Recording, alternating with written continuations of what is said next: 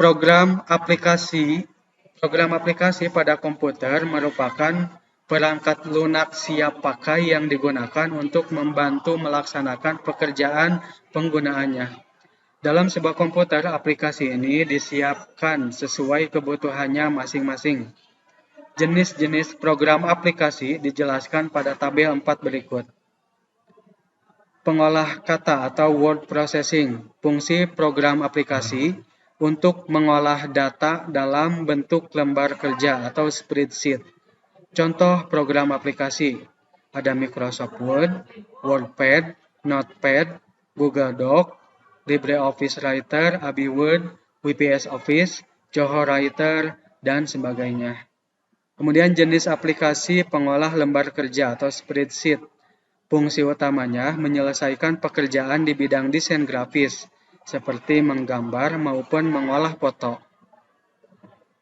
Contoh program aplikasinya ada Microsoft Excel, Casespread, OpenOffice Calculate, Quadro Pro, Gnumeric, Google Sheet, WPS, Spreadsheet, dan sebagainya.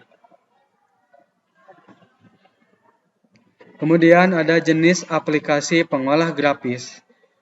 Fungsi utama dari pengolah grafis untuk membantu tugas penerbitan buku, majalah, surat kabar seperti editing, layouting, membuat ilustrasi, dan lainnya. Contoh program aplikasinya ada Adobe Photoshop, Adobe Illustrator, GIMP, Illustrator, Inkscape, CorelDRAW, Serif Draw Plus, dan sebagainya.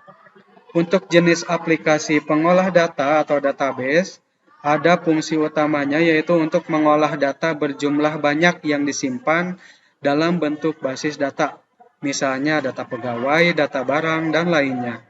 Contoh program aplikasi pengolah data ada Microsoft Access, Microsoft SQL Server, MySQL, Oracle, IBM, DB2, MongoDB, PostgreSQL, dan lain sebagainya.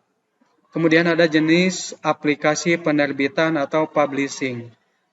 Fungsi utama dari program aplikasi publishing yaitu untuk melukis atau menggambar desain seperti desain rumah, perhiasan, otomotif, dan sebagainya.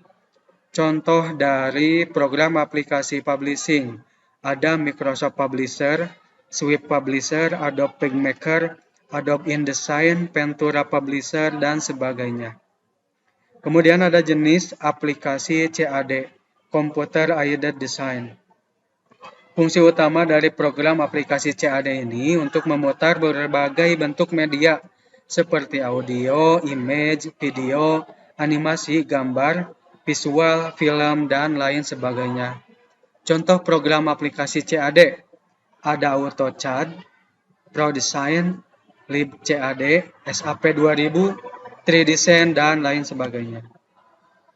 Kemudian untuk jenis aplikasi multimedia, fungsi utama dari aplikasi multimedia yaitu untuk membuat program komputer dalam bentuk sistem operasi, perangkat lunak, dan lain. Misalnya, program kasir di swalayan, program pendaftaran siswa baru di sekolah atau dinas pendidikan, program internet banking di bank, dan lain sebagainya.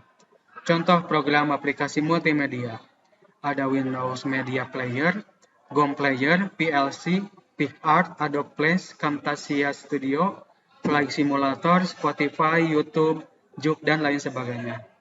Kemudian ada jenis aplikasi bahasa pemrograman. Fungsi program aplikasi bahasa pemrograman yaitu untuk mengakses berbagai layanan internet. Contoh aplikasi pemrograman ada Pascal, ada COBOL, Command Business Oriented Language, kemudian ada BASIC, Beginner All-Purpose Symbolic Interchange Code, C, ada C++, ada Java, ada Python, ada Ruby, ada Scratch, dan lainnya. Kemudian ada jenis aplikasi untuk layanan internet. Fungsi utamanya yaitu untuk membantu pemeliharaan komputer, manajemen hard disk, antivirus, partisi hard disk, dan meningkatkan kinerja komputer. Contoh program aplikasi layanan internet, ada Surel atau surat elektronik, ada www, ada Peramban, telekonferensi, FTP, newsgroup, dan lain sebagainya. Kemudian ada jenis aplikasi program bantu atau utility.